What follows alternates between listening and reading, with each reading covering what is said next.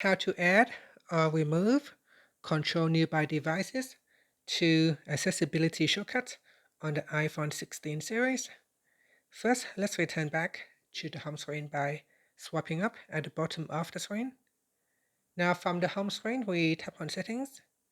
Then in the Settings page, we scroll down and then tap on Accessibility.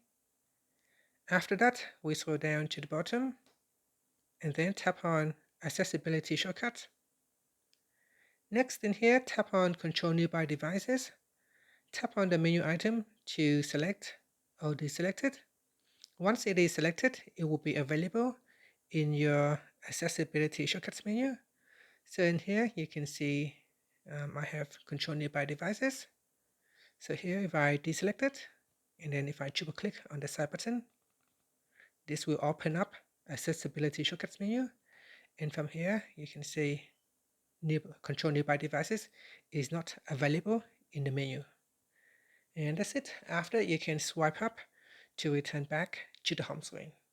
Thank you for watching this video. Please like and subscribe to my channel for more videos.